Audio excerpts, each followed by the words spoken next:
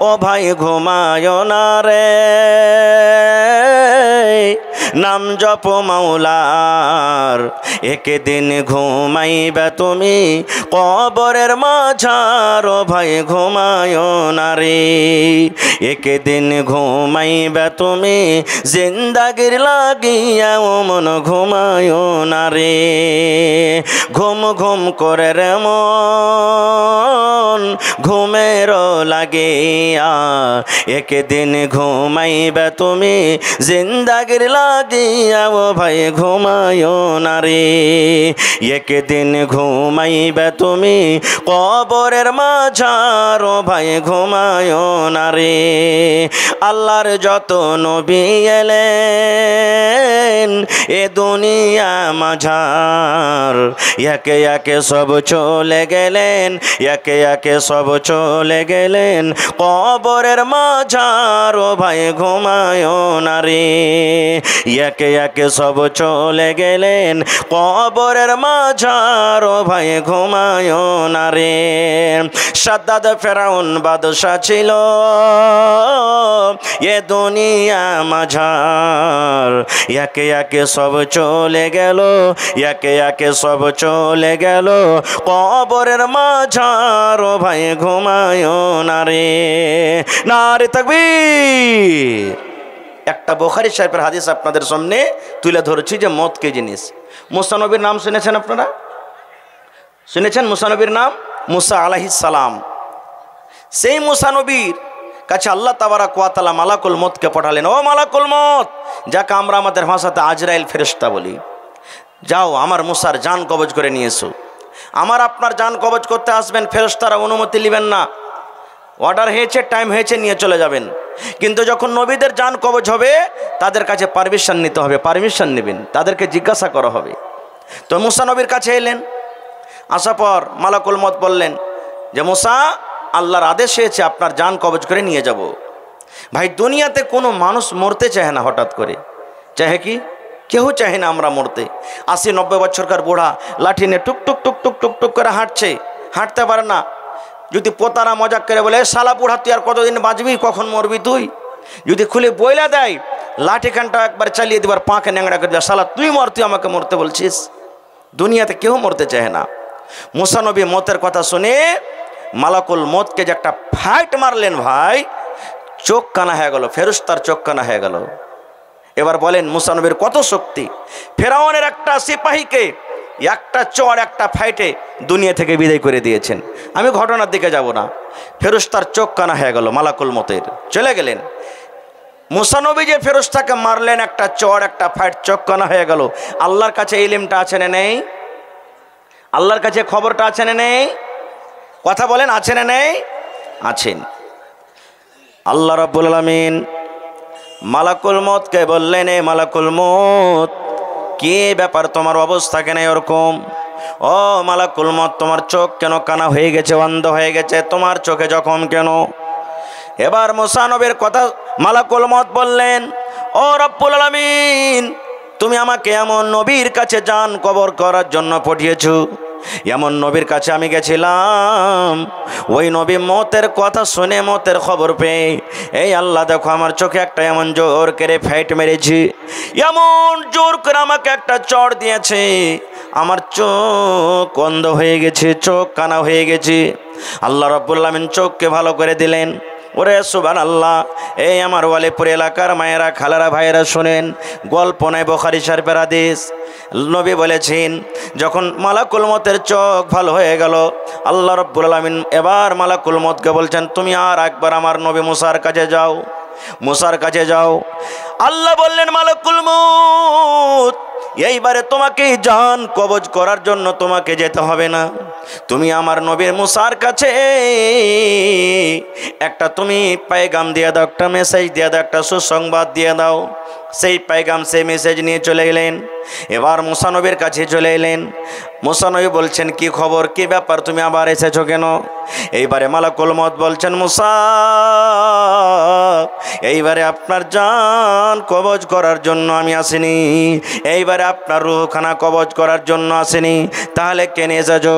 মালাকুল মউত বললেন, মুসা আল্লাহ রাব্বুল আমিনের পক্ষ থেকে আপনার জন্য আমি একটা মেসেজ নিয়ে এসেছি, পাইগাম নিয়ে এসেছি। কি মেসেজ নিয়ে এসেছো? এইবারে মালাকুল মউত বললেন, মুসা তুমি একটা গরুর ওপরে হাত রেখে দাও, গরুর ওপরে তুমি হাত রেখে দাও। এইবারে মুসা নবী বললেন, হাত রেখে কি হবে? মালাকুল মউত বললেন, মুসা তুমি একটা গরুর ওপরে হাত রেখে দাও, এবার তোমার হাতের তলাতে কত রোঁয়া দাববে, ওই রোঁয়াগুলোকে তুমি গিনতি করো, 1 খান 2 খান 5 খান 10 খান 100 200 করে গিনতি করো, গিনতি করো। এবারে মুসা নবী বললেন, আমি গিনতি করলাম, তারপরে কি হলো? এবার মালাকুল মউত বললেন, মুসা যত আপনার হাতের তলাতে রোঁয়া দাববে অত দিন নয় রে, অত মাস নয়, অত বছর তুমি দুনিয়াতে জীবন পাবে। মুসা তোমার হাতের তলাতে যত রোঁয়া দাববে অত বছর তুমি দুনিয়াতে বাঁচবে। এইবারে মুসা নবী তখন বলছেন, মালাকুল মউত আর একটু তুমি কথা আমাকে জানিয়ে দাও। বলছে কি? বলছে, মালাকুল মউত আমি গরুর ওপরে হাত রেখে দিলাম, এবার হাতের তলাতে যত রোঁয়া দাবলো অত বছর আমি বাঁচলাম, অত বছর বাঁচা পর আমার সাথে কি হবে একটু তুমি দয়া করে বলে দাও। এইবারে তখন মালাকুল মউত বললেন, মুসা অত বছর বাঁচা পর আমি আসবো, আর আসা পর তোমার জানখানা কবজ করে নিয়ে চলে যাব। এইবারে তখন মুসা নবী বলছেন, আই মালাকুল মউত এত বছর বাঁচা পর আমি যখন মউত থেকে রেহাই পাবো না, এত বছর বাঁচা পরও যখন আমাকে মরতে হবে, এরকম জীবনের কোনো দাম নাই রে, এরকম জীবনের কোনো দাম নয়। এসো এসো তুমি আমার জানখানা কবজ করে নিয়ে চলে যাও। ভাই আমার দেখেন, আল্লাহুস সামাদ, তো মওত থেকে কেউ বাঁচতে পারবে না। রাজা মহারাজা, গরিব আমির, ফকির মিসকিন কেউ বাঁচতে পারবে না। একটা আমার কাছে বই আছে, গল্পর মাধ্যমে জ্ঞান। গল্প করতে গেলে জ্ঞান বাড়বে। আমার আপনার গল্প নয় যে চায়ের দোকানে বসে গেলাম, হবে ওই মৌলবিটা যে ওয়াজ করে গেল, শালা ওয়াজ তো খুব ভালো করলে এরকম ওরকম, আবে উমুক হাজি ওর হাওয়াজ না আল্লাহ ঘোড়ার ডিম কবুল করবে, ও ঠেকে ঠেকে হজ করে এসছে। উমুক নমাজি নমাজ তো পড়ছে, দাড়ি লম্বা লম্বা করে রেখেছে, ওর নমাজ কি কবুল হইবে? এই দেখেন সারা জীবনে এক অপরের গীবত, এরকম গল্প নেই। গল্প এমন, গল্প করতে গেলে জ্ঞান বাড়বে। হাদিসের কথা নেই, গল্প বলছি। একটা লোক 18-20 বছরের বয়স, খুব নেককার দিনদার ছেলে, নমাজ রোজা হজ জাকাত সব কিছু দিয়ে পাকা, গুনাহ থেকে দূর। একদিন তার কাছে একটা লোক এসেছেন, সেটা হলো কি মালাকুল মউত। গল্পতে লিখছে, হাদিসের কথা নেই, গল্প বলছি বোঝার জন্য। তার কাছে মালাকুল মউত এসেছে, কিন্তু ও জানে না যে এটা মতের ফেরেশতা, মানুষের মতন এসেছে। আসা প্রথম সালাম কালাম করার পর বলছে যে, ভাই তুমি যুবক ছেলে, তুমি এত নেককার দিনদার ছেলে, ভাই তোমাকে আমি একটা খুশখবরি দিয়ে যাচ্ছি। বলছে কি? বলছে, ভাই রে যখন তুমি মরবে, মরার আগে তোমার কাছে একটা চিঠি আসবে, আর ওই চিঠি যখন আসবে তখন তুমি জেনে লিও আর দুনিয়াতে আমি বাঁচব না। তুমি মরবে, মরার কিছুদিন আগে তোমার কাছে একটা চিঠি আসবে, ওই চিঠিটা যখন তুমি পাবে তখন তুমি মনে করিও আর বেশি দিন দুনিয়াতে বাঁচবো না, আমি এখন মরে যাব। এই ছেলেটার মন কি হলো যে যখন মরার আগে চিঠি আসবে, তো এত রাত দিন কষ্ট করে ইবাদত করা, বান্দেগি করার কি দরকার? দুনিয়ার মজাটা নিয়ে এলি, একটু ভালো মন্দ যা আছে দুনিয়ার স্বাদটা নিয়ে এলি, চিঠি আসবে তখন তোবা ইস্তিগফার করে ভালো কাজ করতে লাগবো, জান্নাত চলে যাব, দুনিয়ারও মজা না হবে, মরার পর আখিরাতেরও মজা না হবে। এই করে করে বন্ধুরে সেই মদ পান করতে লাগলো, জেনা ব্যভিচারে নেকে গেল, তাস জুয়া দুনিয়ার যত বুড়াই সব করতে লাগলো। 20 বছর বয়স ছিল, 30 বছর হলো, 40 বছর হলো, 50, 60, 70 বছর হয়ে গেল।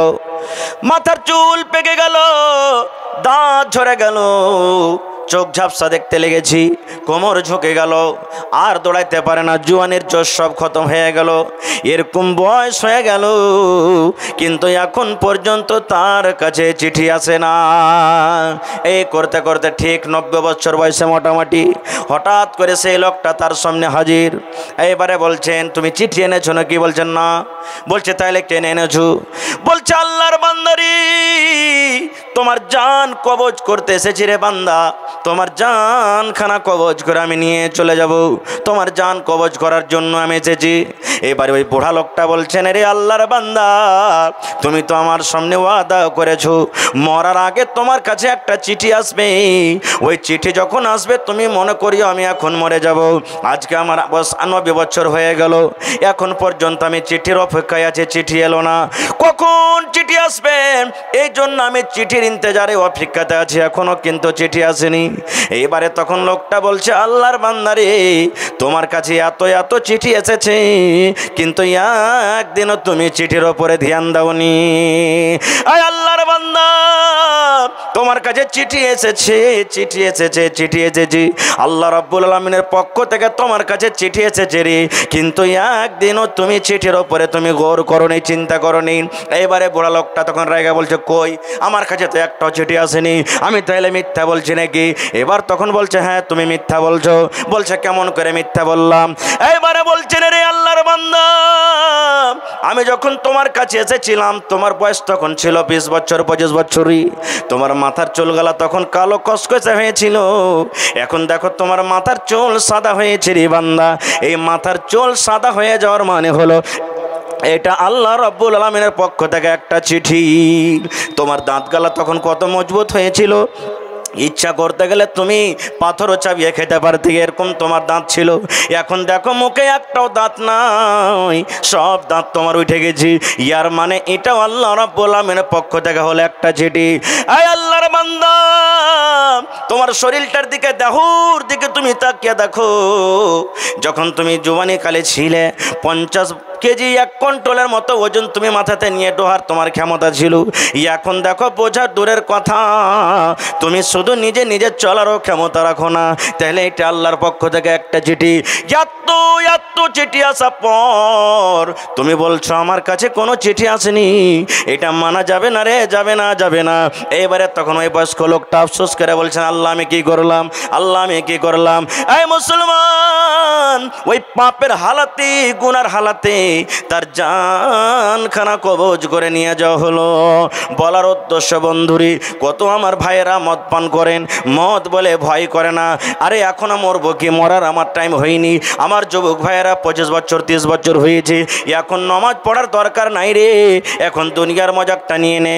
যখন 80 বছর 70 বছর 50 বছর পার হবে তখন আমরা মসজিদে চলে যাব।